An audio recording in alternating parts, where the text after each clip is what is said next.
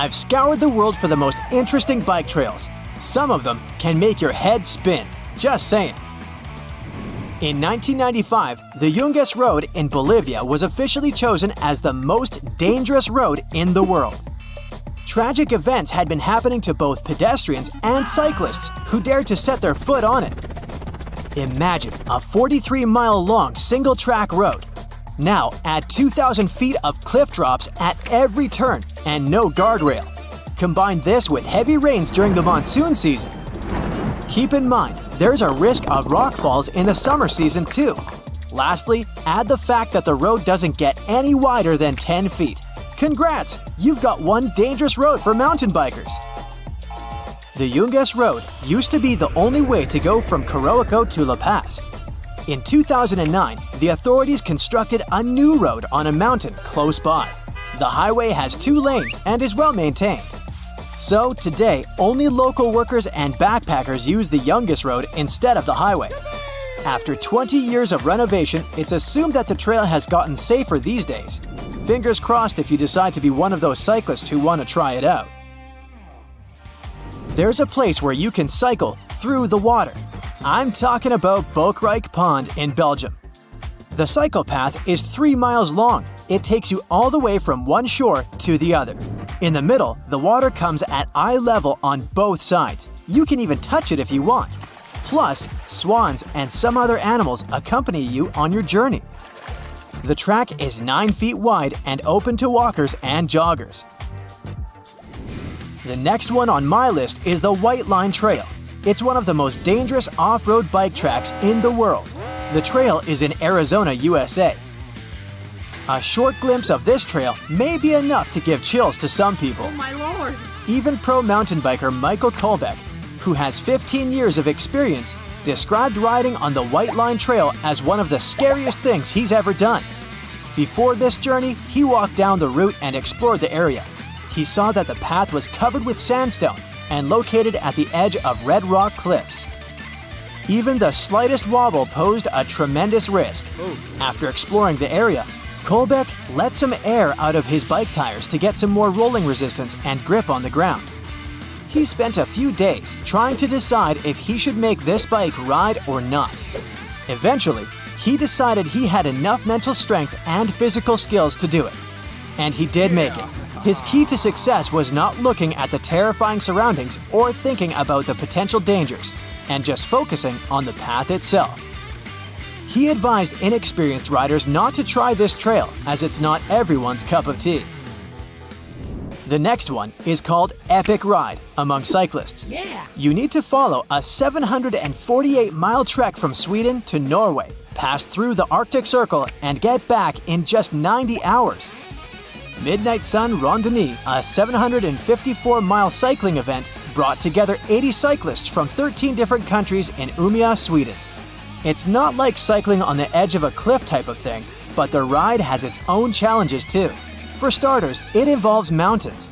Joe Edwards is one of the cyclists who have made this epic ride.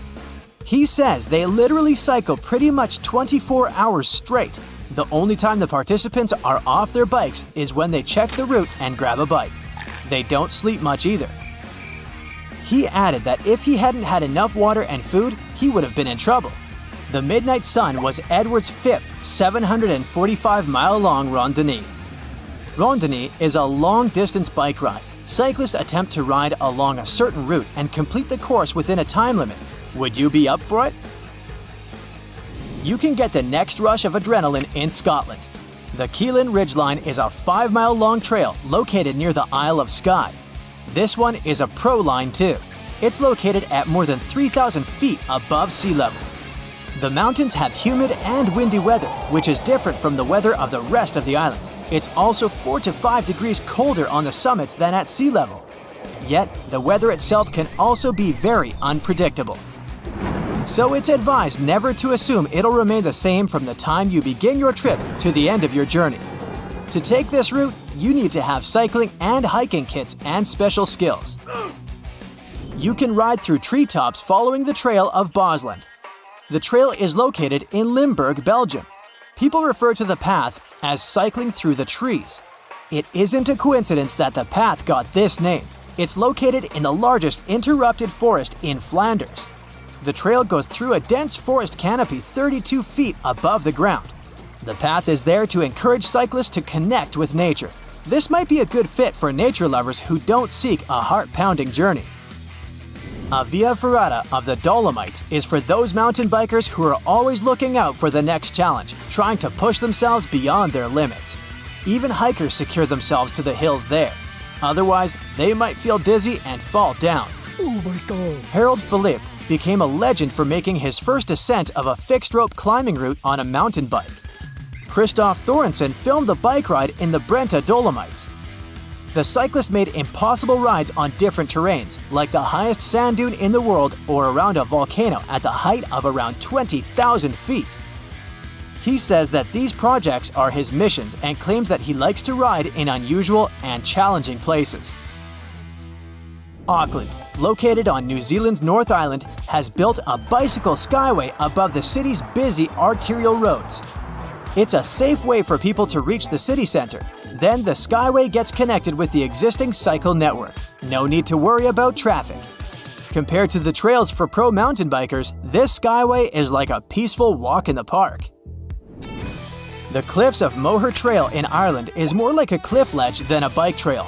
The path is located 702 feet above the Atlantic Ocean. Plus, the area is known for its strong winds and rocky edges. This track has become very popular thanks to the internet. In 2006, legendary mountain bikers Hans Ray and Steve Peat rode down this trail. No one has followed in their footsteps yet.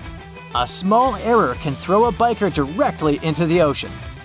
Rockfalls serve as a warning to visitors, a kind reminder of why it's important to stay away and avoid sitting near the edge of the cliffs of Moher. Fun facts time: the biggest bike parking in the world is in the Netherlands. The bikes there remind me of hundreds of people in a concert hall or at an Olympic stadium. Cycling has become a way of life in the Netherlands. Bike theft is also very common, so all these bike owners need secure and convenient places to store their transport.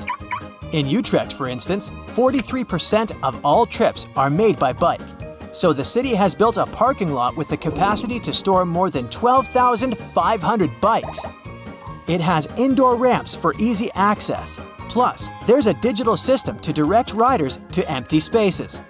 But imagine having to find your bike among all those different-sized, colorful bikes. Oh my God. Oh, and did you know that the Netherlands is home to more bicycles than people?